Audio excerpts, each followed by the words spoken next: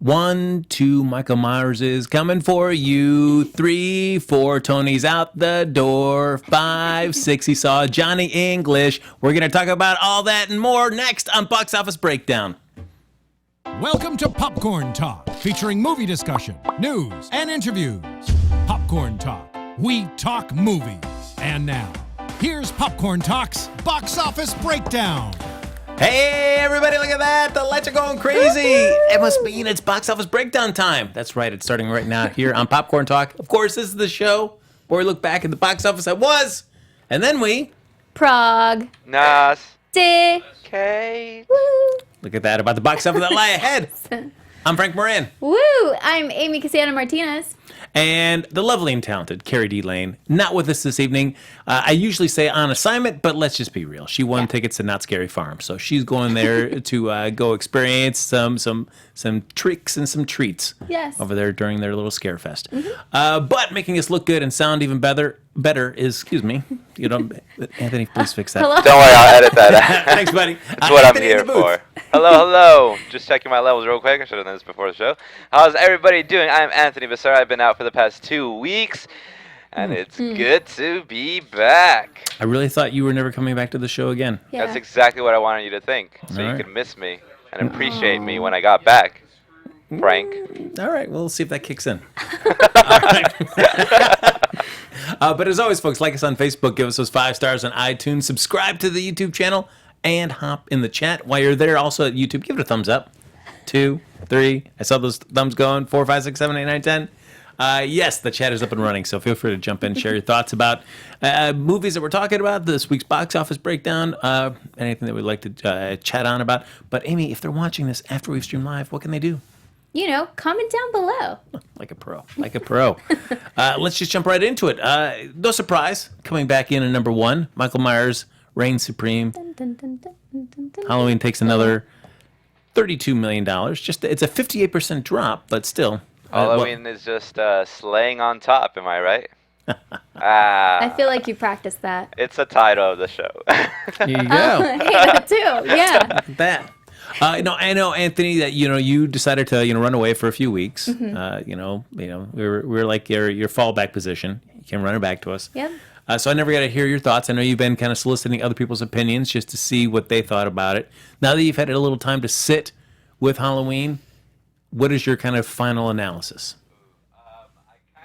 I could have seen it. Oh, there I am. I kind of wish I could have seen it a second time, to be honest with you, because I feel like I'm a little too rough. It might be a little too rough on this movie, but like putting it to perspective, it is what it is. It's like it feels like a blockbuster like B movie. It's schlock in a sense. Like you know what you're getting when you go to McDonald's, but I didn't realize I was going to McDonald's when I saw this movie. If that makes sense. Where did you think you were going? I thought I was going to like a 5-star Blumhouse restaurant.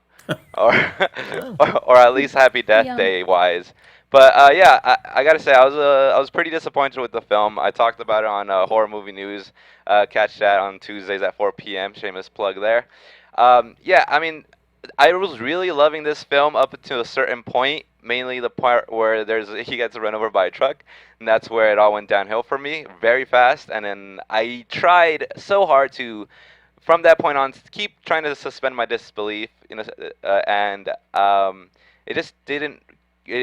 I couldn't get back into it because more things kept happening that just kept making me hit the floor of reality so hard.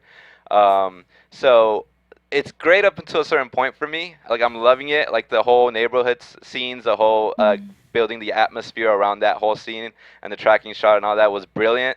And I think that's like the better part of the cinematography in the whole film. It was probably that part. But apart from that, once it gets to a certain point, I was cringing in my seat for some reason, and that was again mainly because I had such high standards for this film, I believe, and I think that was on my part. I shouldn't have done that to myself, but coming out of it, it is what it is. Overall, I'm kind of disappointed, but it's not a bad film. I just wanted to like it more than I actually do. All right, I'm going to ask the two of you if with this success of this film, seems like the people are anticipating the resurgence of the slasher film. Mm-hmm. So, who would you want if you're kind of power ranking your slashers? And we'll just say for the top 3, they kind of always go first in people's minds: Michael Myers, Jason, and Freddy. who would you want to see? Like, oh, I have high expectations for this character, and I'd want it to be executed. It's got to be top shelf. Like more? Yes. Like a reboot? Yeah, like a reboot, but it's got to remake? be great because, like Anthony, he's saying, like, oh, my hopes, my expectations were so high. So out of those three, who do you have like the most high expectations that if you're kind of either doing another film, rebooting it, whatnot, that you're going to set those expectations super high? Well, I don't know exactly who said it, but I heard that Robert Englund, aka Freddie, had another movie in him. And that kind of scares me. I just literally every single week we get another announcement for a reboot, a remake. So that terrifies the crap out of me. But I don't know. I would say that if he has one more good movie in him, then okay. Then Freddy for sure. But it has to be really good, and it has to have that heart, and it has to have the like intensity of, violence and scariness. That they just have to bring it. Like, don't have crappy plots and don't have crappy scripts. That's it. All right. Amy solved it, guys. Done. All right. That That's was direct to you, Hollywood, right out there. Yes. Yeah. Anthony, what about you? Which one out of those three? Which one you like? If you're bringing this film back, is it Michael Myers? Is he the one that you had the highest expectation of? Well, here's the thing about like my expectations. Like it mainly didn't come from like the film's previous history, as in like I didn't like all of the movies have been great, so I expect this one to be great. No, I didn't expect that at all. It's more of like who's behind the film. Like Blumhouse was behind it. John Carpenter supported it. David Gordon Green. Granted, I didn't see any of his previous films before this, or maybe I have. I'm just not remembering some. But I expected it to be better than what I actually watched because of how just like the powerhouse that it had, and so that's where my expectancy came from, not from like the film's previous history, because that is also not that great, to be honest. Like with like the previous Michael Myers Halloween films that are all, like the first 3 maybe 4 are like decent at best. Like the first one's a masterpiece, the second one is decent, and like so on, so I didn't go off that. I went off of like the expectancy from like who's behind it and Blumhouse themselves, and I just didn't expect it to be what I got like from them. Like this was not advertised as a like Truth or Dare. This was advertised as Halloween, like a huge IP that you should not drop the ball on, and I felt like they fumbled it at the very end of the film.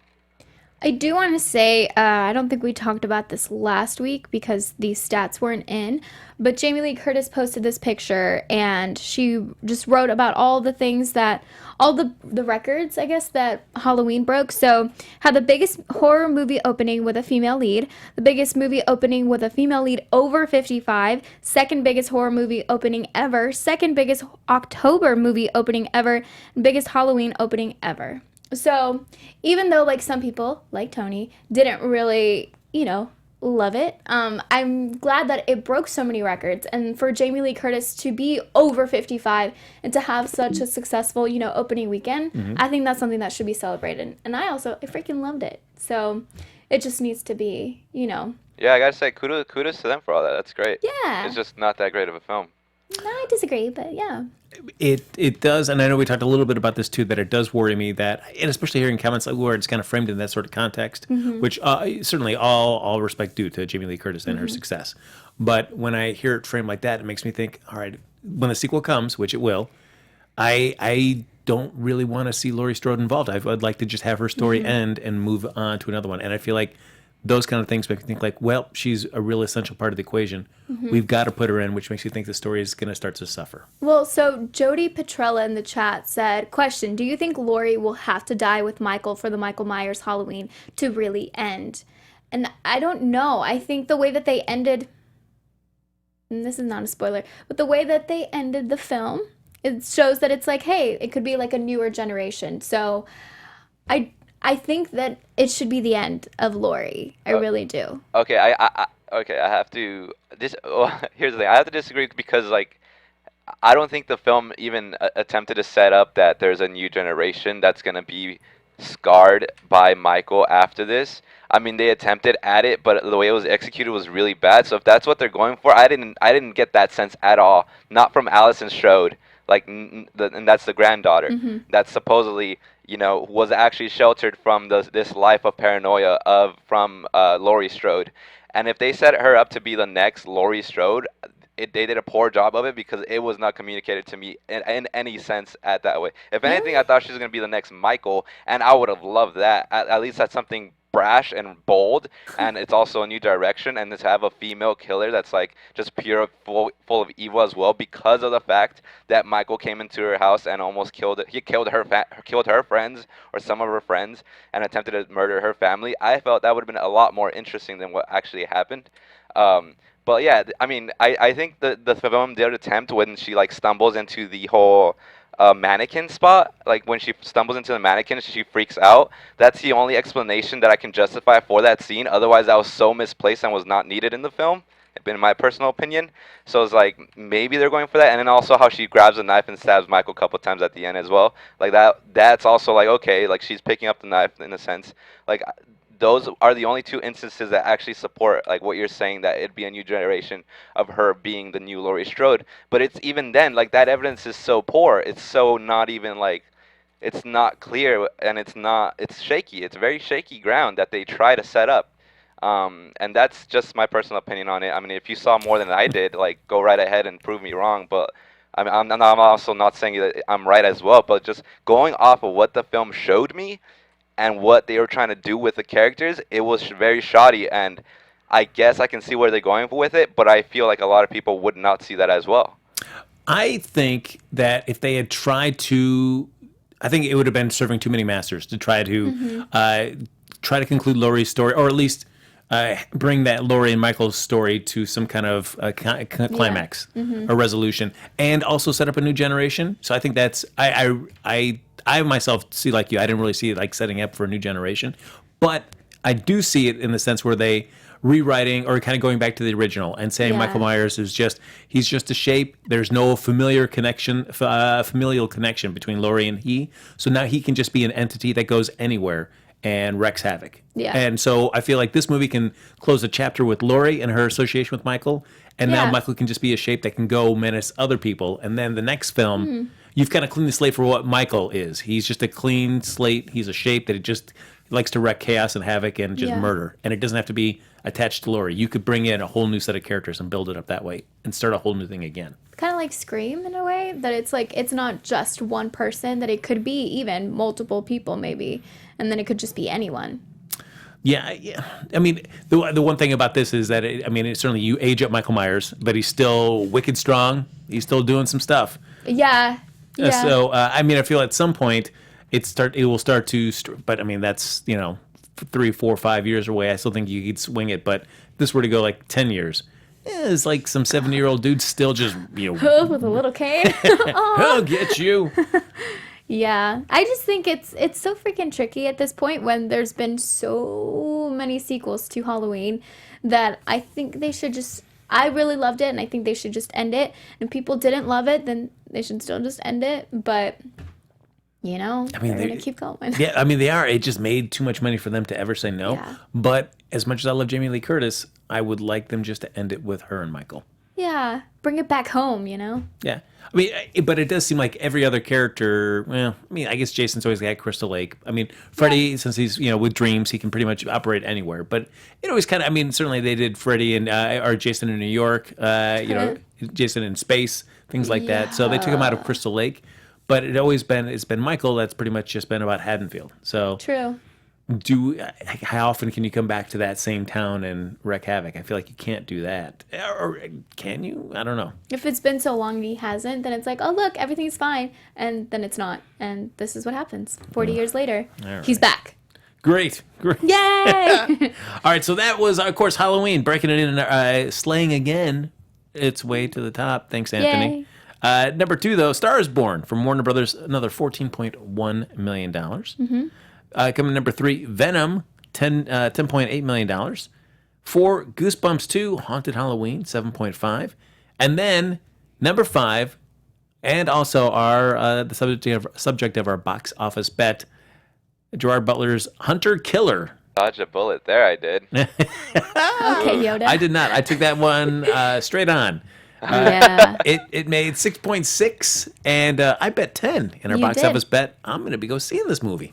I can't wait. What's up with you always seeing like the Gerard Butler movies? That's true. Yeah, Did I you can't see get enough. Hurricane Heist too? I did not see Hurricane Oh, Heist. okay. I don't think it's gonna hold a candle to Geostorm. Come on, Geostorm. Geostorm. Oh, That- Geostorm. Was that the one you saw last? Yeah, the last Gerard Butler, man. Oh. That Geostorm. Oh Geostorm. boy. We got ourselves a Geostorm. So yes, I'll be seeing Hunter Killer. I've heard everybody seemed to just describe it as like Gerard Butler just embracing that kind of like that 80s, 90s schlock. Oh, So, okay. but it's supposed to be just maybe a touch better than that. Yeah, just and by touch I mean just like a little tap. A little, It's not like- nice tap. Yes. Great. Well, I wish you all the luck. Thanks. You know, I hope it's some kind of enjoyable. Well, and a shout out to Star Drew, and on Twitter he did give me a little recognition for it's been a year since I saw Boo 2 A Medea Halloween. You know what? One of the I worst think experiences. I think you should celebrate by watching it again. Oh, that is, oh my gosh. Yeah. One time stole my soul. You know, we'll have it steal your soul again I had and then nothing go through left that to give. experience. I got nothing left to give. Yeah, I think everyone in the chat would love for that to happen again. Let Oh. us know. And in the comments down below if you're watching this later. I would almost do like a Boo 2, but I'd have to do like a watch along, and it would just be me going, oh. Just be a lot of that. Just Yeah. the groans, like, what is happening? Yeah, that sounds great. Oh, yeah, these characters were annoying. But, even though the box office bet I lost it, Yeah. what's nice about it is there's always a new box office bet to look forward to. Another chance to go from zero to hero. Very That's- rarely that happens to me. For you, I have hope that you're at least not going to lose. That's all. Like basically, I never really go for the win now. I just want to get in the middle, where it's that Hey. absolute safe spot. Yeah. That's all I need. I don't need to win. I just want to be safe. Yeah. I mean, really, I'm the same way. I just don't want to lose. And you didn't lose this time. You won. I didn't win, actually. No. Did you? Because you Katie. went. Katie. Carrie. That's not her name. Because she went 5, and you went. 8. You went 8. All right. So Wait, isn't that like... Okay, hold on. Math. you actually 1.5. you won because it went 6.6. There you go. So yeah. So so it was like 15 to 14. So yeah. So you actually won. Oh, sweet. Look you at you. know, okay. Then I do like winning for sure. Look at that. That's and- great. Yeah, that's great. I mean, certainly if we're going, if you're over the mark, then we're both immediately disqualified. No, I don't like that. No. No, I like the rules that we There you currently go. have. Oh, all right. Okay. That's All right. fine. Yeah. All right. So, but as I was saying, that we have another opportunity for box office bet, and we've had a couple weeks where it's just been Yeah. one title. I know, it's been kind of slim pickings. There you go. But and of course the chat room feeling very left out because they're the ones we Yeah. look to make the deciding vote on which film that we do the box office bet on. Mm-hmm. And finally this week we've got 3 titles vying for your vote in the chat room. And that is Bohemian Rhapsody, a story about Yes, Freddie Mercury and Queen. please. I'm so excited for this. I have not heard I heard nothing good I about this don't movie. care. What? Stop it. No. I've heard good things. Really? Yes. Then you've been talking to terrible people. Oh. I don't think so. That's coming up from Fox and 3,800 screens. We've got Nobody's Fool from Paramount, 2,400 screens. I'm not okay. going to say how I feel about these anymore. And then we've got The Nutcracker and the Four Realms from Disney, 3,800 screens That as well. movie. Yeah, I don't know. We talked a little bit about this last week. I'm not well versed in the Nutcracker lore That's right. to see if I should even be excited about it. What I've seen so far, I'm like, Yeah, you're not a big ballet guy either. But this is a different experience because this is all, technically 2D. and there's no dancing, I think. In there? What? There Is there? has to be some dancing. Oh, if there's dancing, that's going to be the pits to watch. I'm sorry. but Really? it is- No. There has to be. It's the freaking Nutcracker. Yeah, but the way they've set this up, you don't see any dancing in the trailer, I don't believe. I got to remember, if I'm looking back at the I trailer, mean, it's certainly more serious than Maybe. I have seen. and we're with setting up the Nutcracker. stakes, and it's this huge battle. Well, now I'm kind of mad. If there's no dancing, I'm mad. But if there's dancing for you, you'll be mad. I'll be so, mad, yeah. guys, you have a tough job. There better be a nut that's being cracked. Oh, Wow. Like, there's yes. got to be at least one scene where that happens. Otherwise, right. I'm walking out. There you go. These 3 very important things to us. Yeah, I'm not supporting this film if that doesn't happen. If somebody just says, this is a tough nut to crack, and then they look at the screen and smile, I That's will it. be like, 10 out of 10 stars. yes, Yes, I agree. Yeah, I would like that. Shot to number one film for me in 2018. So those are the three films. So start chiming away there in the chat. Place your bets. Or your votes, I should say. Place your votes, and we will do our box office bet at the end of the episode. But in the meantime, though, we've got some hot international news. Yay. Halloween, it's not just tearing up the domestic box office. It's also doing well overseas as well. It scared up $25.6 million for 45.6 overseas total and 172.3 global. 39 markets were added abroad, and it was number one in Germany, Spain, Brazil, and Italy. And the overall drop from last weekend was 47%, but it had good holds in key markets, including the top spot again in Mexico. And while it's been Halloween's franchise has been typically more of a domestic property, and slasher films can have a tougher time in traditional offshore horror markets. We talked a little bit about this last week. Yeah, slasher films seem like more of an American kind of product, and it doesn't translate as well. That's interesting. Yeah, basically Universal's EVP of international distribution, Niels Swinkels, is feeling very confident about how it's going to do overseas.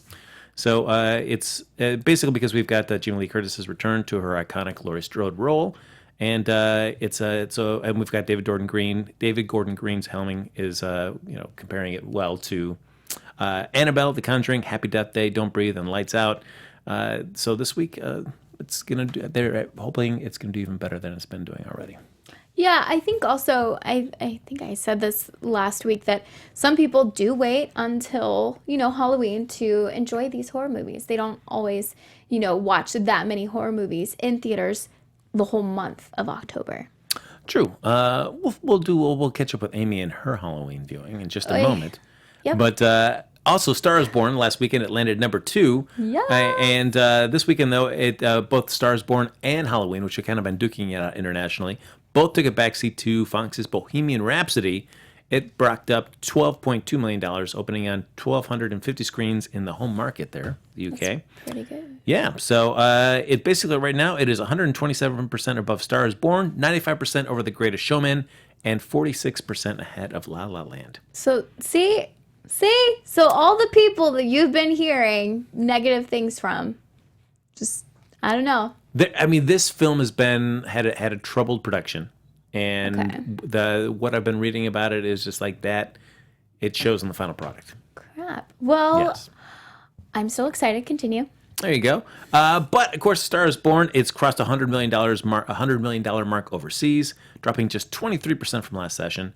And Venom topped $300 million overseas, and was set to pass the $500 million milestone worldwide this week. So I didn't disappoint. It jumped up another $17.3 million in 65 overseas markets.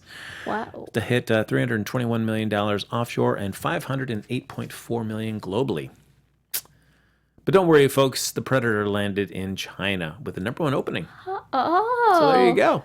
It made it number 1 somewhere, and that was China. Wow. I honestly forgot about that movie. It just came out in September. Yeah. Last month. Yeah. September 14th, I think. There you go. Hunting season. Wow. That's great. I'm glad it's number 1 there. Yeah, I don't think, even with it doing well in China, I don't know if that's going to really get us to a sequel. Well, and I don't know if I want to see the sequel where we get to see him rocking that kind of Iron Man armor, Iron Man Predator armor. Mm-hmm. Oh, yeah. But folks, don't forget to start voting away in the chat for your 3 films in contention. Again, that's going to be Bohemian Rhapsody, Nobody's Fool, and The Nutcracker in the Four Realms. Yeah, there's been a lot of Bohemian Rhapsody-ing. Oh, all right. Everybody's waxing rhapsodic on that. That was good. That was good. Good Thank job. you. Thank you.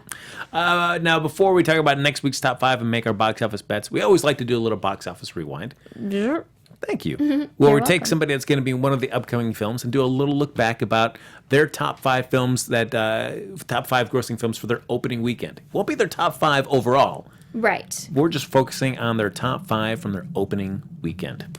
Yeah, which doesn't necessarily mean they're the best films. True. But the ones that basically drew everyone to the theaters. That's very true. There you go. And so Keira Knightley, I said, hey, why don't we look at her because she's going to be in one of these upcoming films? Mm-hmm. Yes. We haven't I mean, we haven't recently talked about women, it feels like, lately, except for Jamie Lee Curtis, right? Did we talk? I mean, yeah. Does that make sense? Yeah, all right. Let's keep moving forward. But Keira Knightley, no surprise that if you looked at her top box office draws, even opening weekends, it is going to be all the Pirates films. Yeah. So I scratched those because it was like, we were great. We could list all three of those to Pirate films, but that's not going to be as much fun to look back and talk about. So we'll take those and set them aside. Okay. And we'll just focus on her non-Pirates of the Caribbean films. So these are like the top 6 through... Yeah, 10, like 4 through 11. 8. Oh, okay. Yeah. All right, cool. There you go. So coming in for number 5 for our list of Keira Knightley's top 5 non-Pirates of the Caribbean films for opening weekend only. Coming in at number 5, a film that Amy, when it starts coming to this time of year, she starts going on a diatribe about how much she hates this movie. Oh, stop it. She cannot stand it. A little film called Love Actually. Yay. Coming in 2003. Holy cow, 15 years. 15 years ago almost. That's a freaking teenager. Yeah, November 7th was 2003. So it's coming up on its 15th year this year. That's interesting that it came out November 7th. Like, you would think it's obviously more of a holiday, like a Christmassy kind of movie. So it's interesting that they put it out there so soon. I think that that's sometimes really tricky, especially like with Nutcracker right now. We're not even in November. But, I mean, it is going to come out in November. Yeah, but the thing of The Grinch is coming out November 9th. Like, what? That's Yeah. weird. But, yeah, Love Actually is one of my go-tos for the holiday season, of course. Is that a must? It's a must watch? Yeah. Yeah. I don't care how cheesy it is. I love it. It's so stinking good. And Favorite storyline?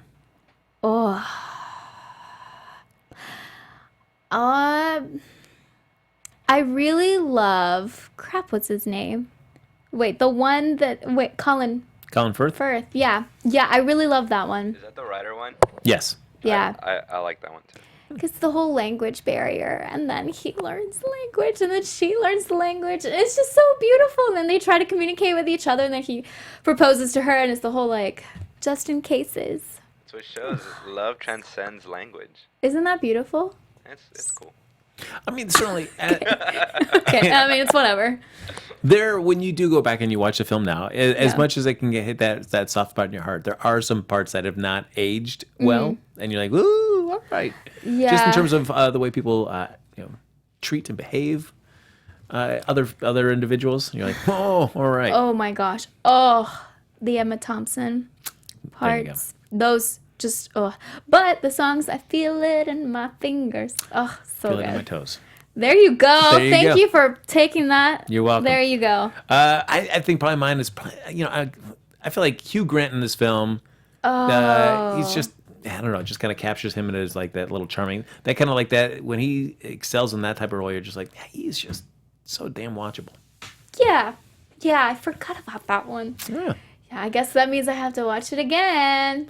You know what I didn't enjoy though, even though I was excited for Red Nose Day was it last year, yeah. where they kind of did the follow up on Love Actually. Yeah. And I was just like, ugh. It just hit the cliche of every story beat, and you're just like, oh, that just did not give you what you wanted out of that. Exactly. It wasn't enough, but I guess I appreciated just what they gave us, but I wanted more. And Wait, there's another movie? No, it was like a little bit that they did, that some of the cast got together and did with Roger Curtis, kind of like a follow up about what those characters would be doing present day. yeah. And it was not as nearly as charming as you wanted it to be, I mean, or serious, because it was like a bit. yeah, it was like, oh, look, all you fans, here you go. Here's this. But we're like, hey, no, we need a little bit more than that. Like, we love the movie because of its, like, contents, not just, like, the frosting. Yeah, and they kind of, since it was Red Nose Day, I think they dialed up the more comedic part of it. Like, we got everybody together, and what's the wacky thing they're doing now? And then you're like, no, I didn't need to see that. I just wanted to have like a little more of emotional journey. Oh, you know what? Another part, the Liam Neeson and his son part. That storyline. All right. But now look at that. I mean, he's with the girl that he's in love with. That they managed to get back together. Beautiful. Oh my Gosh, Love Actually, man. Are you treating the Red Nose Day, what you saw in there, as canon now? So when you No, watch that I- film, you're like, you feel better knowing, like, I know they got together later in life. Well, It's okay. maybe a little bit. Yeah, okay, maybe a little bit, but I've planned this in my head since the first time I watched Love Actually. I was like, I know they're gonna end up together, obviously, and everyone's just gonna live happily ever after, and it's gonna be beautiful. Okay. All right. Coming to number 4, Collateral Beauty from Warner Brothers back in 2016, $7.1 million it made.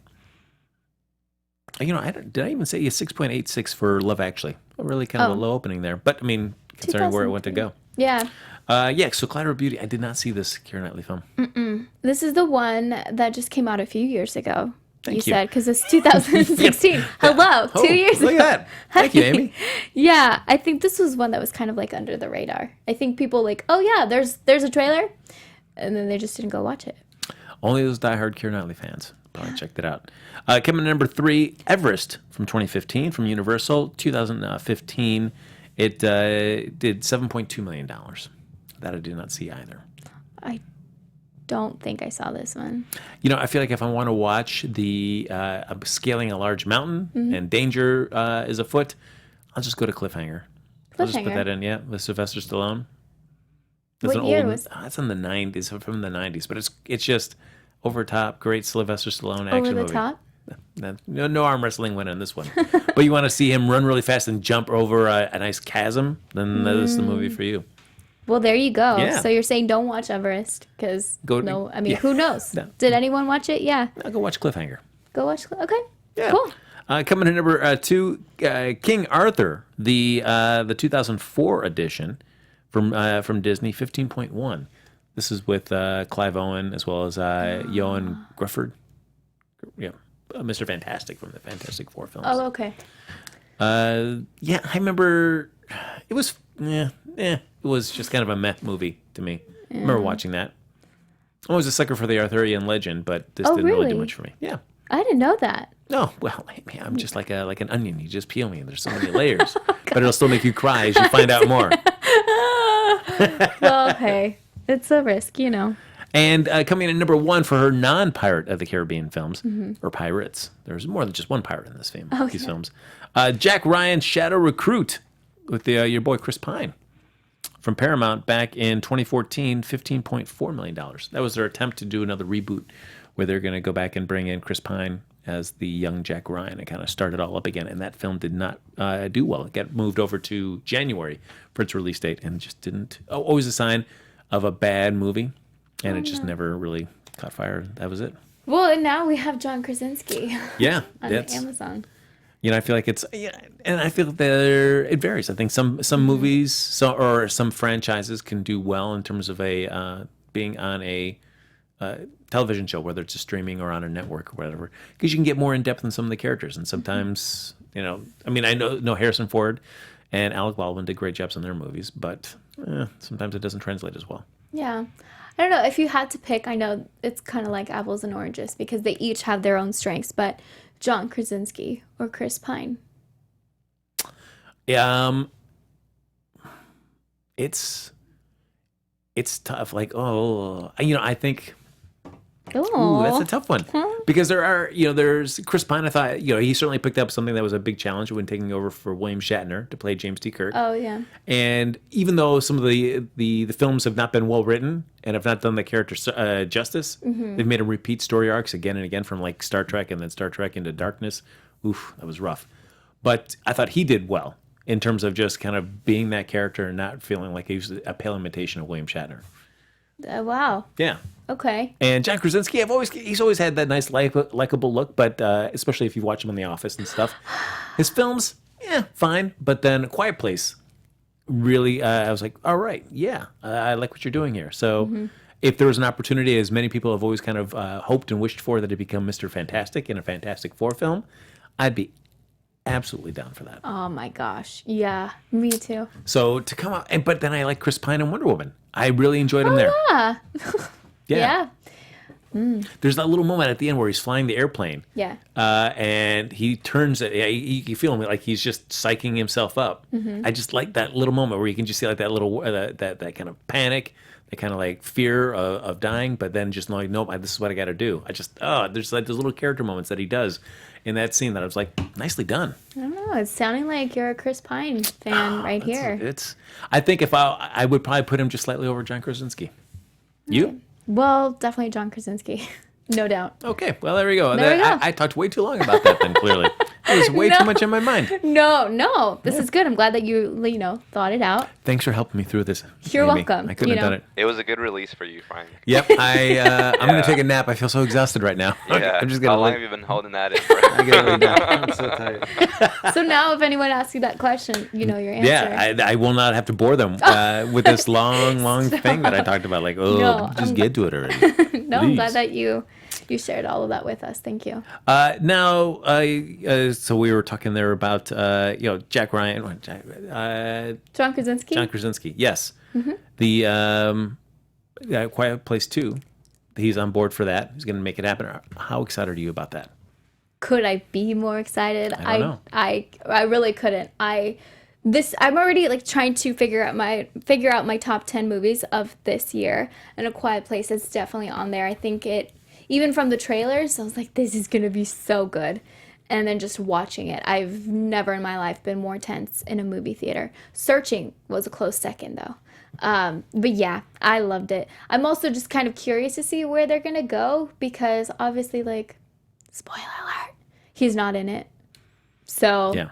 But I love Emily Blunt, and I think that she really kicked butt. And those scenes that she was given, like the ones that just make your heart just like, oh my God. Yeah, that was gold. All right. Yeah. You? Yeah, I mean, I felt like the Emily Blunt and all that was just a great ending. I don't know if I need to see that. I'd almost rather see somebody else dealing with it in their story. Well, we don't know exactly how it's going to go. Yeah. But I feel like she's got a great last shot in that film. And I feel like I don't need to see anything more of her character to realize, like, that was a great conclusion to it. Yeah. But we don't know where it's going. I'm right there with you, Frank. We know enough about this world to like plop us in another point in being, another state or anywhere else really.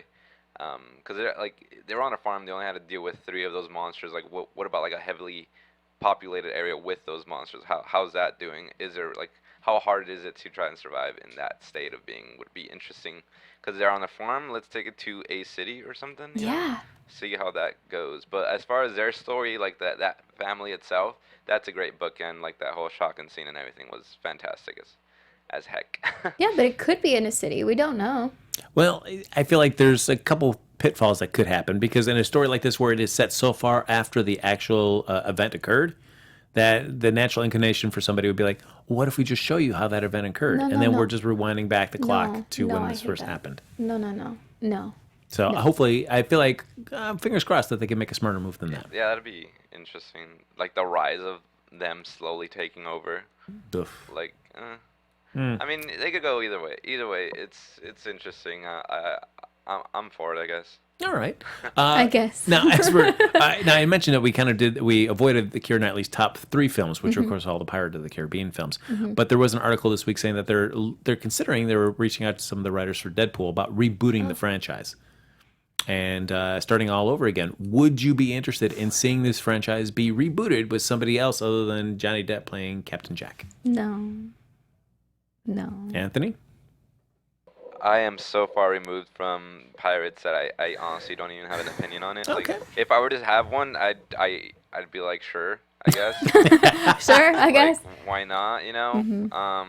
The Pirates movies were fun for a time. I like the whole like mythology of Davy Jones and like the weird creature effects and everything, and like how like absurd and zany like some of these like actual storylines are. So I like that whole aspect with pirates. I think it's interesting, but I mean overall, if honest opinion, I don't care. If I have to have an opinion, why not? All right. Just like, I'm sure we have so many freaking talented writers out there. Can we just come up with new stuff Apparently too? not in Hollywood. Well, they're not looking in the right places then. Yeah, A24. Where you at? I mean, it's tough. Like, what do you do when you have a franchise that people will want to go see, but you're not satisfied with the quality of the films that you're releasing as a studio? Then take that as a hint. Either like make them amazing, like even better, than the first ones, or just have new ideas. Yeah, it's like it's easier said than done. I mean, I can do just it. to say like, yeah, just make it better. Like, okay, like it's I would say let it die. Like just leave it alone. Like you run its course. The ship has has hit the dang it, what is it? Low tide, sure. Oh, there you go. It's run ashore. Yeah, There thank you you. go. That's where I was trying to revive There you that. go. Yeah. Yes. Well, I mean, you look at, I would need to look back at the gap between Amazing Spider-Man 2 and then Spider-Man Homecoming. I feel like that's a good amount of time because it was a pretty quick turnaround from that to where we got. But everybody's really happy about the direction that well, for the most part. There's always going to be naysayers about everything, but for the most part, that reboot and that reimagining that Marvel did, very well received. Yeah. So if they kind of gave that same kind of time frame from the last Pirates film, last summer I think it was, or even maybe the summer before, to a total reimagining. Say it happens in say 2, maybe 3 years. Would you be cool with that? I don't know. I just think it's very tricky, but let's just give talented writers jobs. So whatever that means, maybe new ideas or even better established sequels or reboots. All right. So we've got our before our box office bet happens, we got to just do a quick look at what we think next week's top 5 is going to be. We've got Bohemian Rhapsody, Nobody's Fool, and The Nutcracker, and The Four Realms. Now, Bohemian Rhapsody and The Nutcracker, both on 3,800 screens. Nobody's Fool, 2,400 screens. Out of these two, I think out of Bohemian and Nutcracker, which one do you think will take the top? Bohemian. All right. Period. Yes. Okay. Yeah, I think that'll be number 1, followed by Halloween. Yeah. So, oh, wow, you're not really thinking Nutcracker is going to do well at all? Well, I think it might be 3rd. Yeah, sure. Yeah, I'm going to say Nutcracker 3rd. Crap. No, because no. Okay, no. Bohemian, Nutcracker, Halloween. That's 3. Right. Followed by, even if it drops. Okay, A Star is Born. Did I already say Halloween? I Yes, did, right? did. Okay, Halloween, and then Nobody's Fool. Okay. Yeah, I gotta admit, Nobody's Fool does absolutely nothing for me. When I saw that trailer, I was like, Same. yeah. I'm gonna. It's tough. I've only heard disappointing things about Bohemian Rhapsody. I have not heard any advanced buzz about the Nutcracker, so tough to decide. But if it's gonna do well or not, so I mean, I could see. I'm gonna just go on a limb. I'm gonna put Nutcracker. There's no way. I'll keep going. Sorry. Nope, you don't think it? All right, fine. All right, fine. We'll go Bohemian. No, go. No, Stick to your gun. what? Stick to your Yes. gun. Thanks, Anthony. I'll go Bohemian. I'm sorry, Nutcracker, Oh, look, Bohemian, there you go. Halloween. Nutcracker, Halloween, is that what you're saying? Yeah, Nutcracker, Bohemian, Halloween, A Star. Star, Nobody's Fool. All right. Yeah. I agree with. No, wait. Switch Nutcracker and Bohemian with me, and I agree with Frank. Okay. With that, yeah. So, me. Oh, you agree with Agree that? with All right. me. Oh, my bad. I didn't. Yeah. All You right. said yours a while ago. Thanks. Well, folks, with that intense debate and discussion, it is now time to do our box office bet. Yes, Anthony? What's the score count, everybody? There you, all right. Yeah, let us know which ones or which one movie should we be betting on. Yes. People wanted you to go watch Nobody's Fool, Frank. Oh man, I do not. It's another Tyler Perry joint, and I am not on it at all interested. No, I said too much. I said too much. I like Tyler Perry's stuff. Oh, but then go watch Boo 2.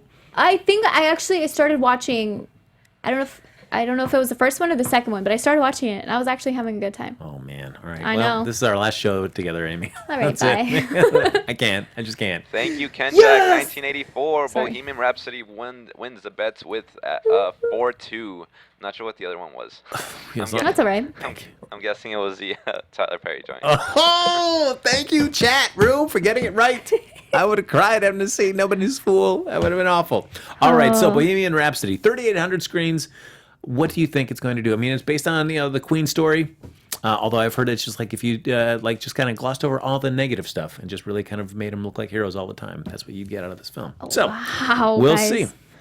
Yeah, I am confused. You guys are welcome to join in as well on the chat. Help us out. All right, I got my. Oh my my God! point. Stop! No, I'm not Okay, ready. here we go. No. What? I got my number. No. Gosh darn it! Hold on. Yep. All right. I'm ready. Amy? All right, Anthony. What do you got? I'm giving it a cool, solid 35. Okay. All right, Amy? I just don't want to lose. Didn't really think about it, but yeah. 30. Oh, I went 36. Wow. Okay. I'm in the middle. Yeah. All That was right. like a bug in the rug. There you go. Oh, I actually meant 34. Did you? Well, that that's a actually shame. doesn't change anything. No, that's all right. Whatever. That's fine. I'm gonna watch it. It's cool. All right, everybody, that's going to do it for this episode of Box Office Breakdown. Go see Bohemian Rhapsody, guys. I'm so excited about this film. I can't stop saying enough great things about it. But as always, folks, like us on Facebook. Give us those 5 stars on iTunes. Subscribe to the YouTube channel. Make sure you give it a thumbs up, or 2, or 3, 4, 5, 6, 7, 8, 9, 10. How many you got? And thanks, everybody, for hopping in the chat. We couldn't do the show without you. But if you want to stay in touch with any of us after the show's off the air, Anthony, where can they find you, sir? Wasn't patched in, sorry. Yes, you can find me everywhere at Tony B Tony. It's right there on your screen. Tony B Tony _ TONY BTONY_ for all you audio listeners out there. Thank you so much for supporting the show. It's good to be back. I love this show, and yeah, let's keep it going. Let's go watch some movies. Thank you. Wait, is there something that we don't know about yet? Nothing? No, Okay. what? All right. Yeah. All right. All right. Amy? Well, thank you guys so much for watching today. My name is Amy Cassandra Martinez. You guys can find me on all social media at Amy Cassandra MTZ. Sorry. That's you lame. know that I did not nail it apparently. Yeah. That Yes. delay just hurt my I'm so soul. sorry. I was like, I didn't nail Do it, it again. guys. Do it again. Okay, you guys can find me on all social media at Amy Cassandra MTZ. Nailed it. All right, Frank. Boo. All right. Follow me on Twitter and Instagram at HappyGoJackie. Make sure you give a shout out for Amy's great Halloween costume. She looks magnificent. There is the Invisible Woman. That's great. What? All right, Okay. everybody. Thanks for joining us here on Box Office Breakdown. Wish Carrie Lane well as she goes and braves the frights and horrors and thrills and chills over at Not So Scary Farm. And we'll see you back here next Sunday night for another new episode of Box Office Breakdown. Right here in Popcorn Talk. Go see a movie. From producers Maria Menounos, Kevin Undergaro, Phil Svitek, and the entire Popcorn Talk Network, we would like to thank you for tuning in. For questions or comments, be sure to visit popcorntalk.com. I'm Sir Richard Wentworth, and this has been a presentation of the Popcorn Talk Network. The views expressed herein are those of the hosts only and do not necessarily reflect the views of the Popcorn Talk Network or its owners or principals.